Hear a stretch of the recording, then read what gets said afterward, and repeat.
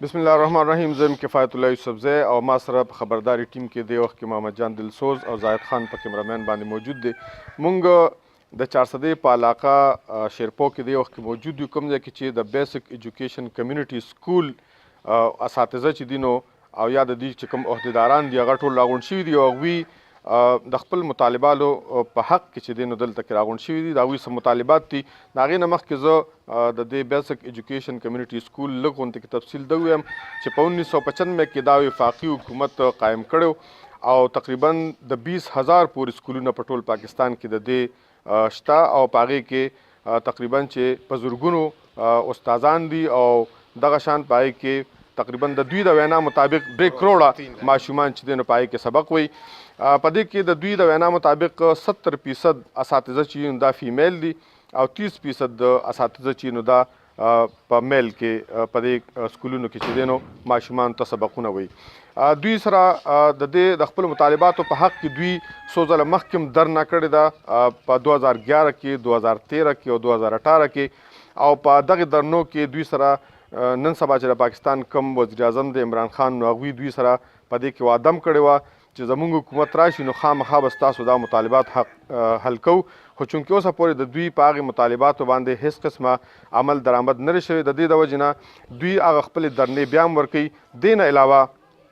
د پېښور های کورټ او د اسلام آباد های کورټ هم په 2013 کې په دې باندې فیصله ورکړې وه چې دوی دې مستقل کړي شي، خو په هغې باندې هم 15 کاله تیر شو او په هغې باندې څه عمل درآمد ونه شو. دې وخت کې موږ سره نور احمد صاحب چې کوم د بیسک ایجوکیشن کمیونټي سکول مرکزي جاینټ سیکرټري دی هغوی دلته کې موجود دي. د هغوی نه هم څو خبرې اخلو چې هغوی د دې حوالې سره څه وایي. جي تاسو موږ ته لږ خپل تفصیل ووایه ستاسو مطالبات څه دي او اوس آینده چې کومه درنه د هغې حوالې سره. بسم الله الرحمن الرحیم. سره ستاسو ډیره شکریا چې تاسو د میټینګ ته راغلې. نو زه به د دې بیسک کمیونټي سکولونو چې کوم دی زنګه د ټولو نه مین مطالبه چې زنګه ده نو زنګه هم دا ده چې موږ د ګورنمنټ ته دا ریکویسټ دی چې موږ د 20,000 کم ټیچرز دي د کې فیمیل ټیچرز دي او میل ټیچر دي 70% څنګه چې تاسو وي د کې زنګه زنانه ټیچرې دي نو موږ دا غواړو د ګورنمنټ نه زموږ دا مین مطالبه ده او دا زموږ ډیمانډ دی چې وزیر اعظم پاکستان جناب عمران خان صاحب نه چې مهرباني دې وکړي شي او زموږ دا ډپارټمنټ چې کوم دی دا BECS بیسک ایجوکیشن کمیونټي سکولونه چې کوم دي د دې پرمننٹ اډر جاری کړی شي او نوټیفیکیشن دی د دې جاری کړی شي. دا زموږ پرمننٹ خود کولو دپاره دا مظاهره منګه او دا جلوس منګ دغه کړی ده او د دې نه علاوه سره منګه چې کوم دی تاسو دا ویلي چې یاره تاسو ته چې کوم دی د دې مطلب تاسو دا څونه چې کوم دی نو ټیچران یې او ستاسو لاهي عمل څه دی. زموږ لاهي عمل دا دی منګه یو 3 درنې ورکړلې منګه 2010 کې 2011 کې او ریسنټلی 2018 کې بیفور مطلب دا دی چې منګه 2 میاشتې مخکې یو درنه ورکړې وه خو چونکې هغې کې موږ سره ګورنمنټ ډیډلاین مقرر کړی 15 نومبر باندې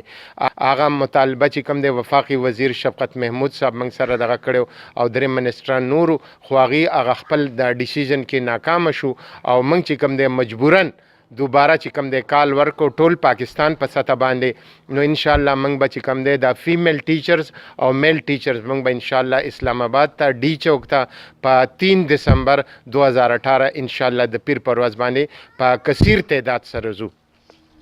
بیسک ایجوکیشن کمیونټي سکول چې دی نو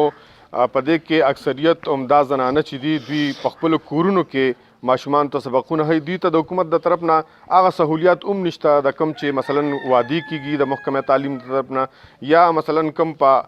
د ګورنمنټ په نورو سکولونو کې چې کم سهولیات وي دوی ته کورسۍ میزونه دغه شان سټیشنري وغیره دا څیزونه هم نشته.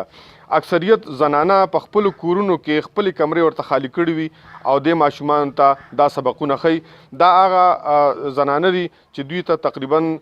د مستقل کېدو د دې درنو نه علاوه دوی ته 10 میاشتې وشو چې دوی ته خپلې تنهاګانې هم نه وي میلو شوي او د هغې د وجې نه د دوی د کورونو چولې هم تقریبا بند شي او افاقي چې موږ ته کوم ته لوګي تندې وایو نو هغوی سره هم مخ دي. د دوی که زه ووایم نو په دې اساتذو کې داسې اساتذه هم شته چې هغه بي ایډ او ایم ایډ اساتذه دي، خو هغوی ته چونکې نوکریان نه دي میلاو شوي نو هغوی په دې مد کې چې دی نو هغه خپل خدمات ورکوي او ماشومانو ته سبقونه وایي. د دوی دا پرامن احتجاج د څو ورځو نه جاري دی او په 3 دسمبر باندې بعد اسلام آباد په ډي چوک کې دوی همدغه شان خپل پرامن احتجاج ورکوي او د هغې پورې به دوی وایي چې موږ ناست یو تر څو چې د دوی مطالبات نوي حل شوي او غټه مطالبه د دوی همدغه ده چې دوی تر څو مستقل شوي نه وي. زه کفایت الله یوسفزی د خپل خبرداري ټیم سره ستاسو اجازت غواړم. د الله په امان.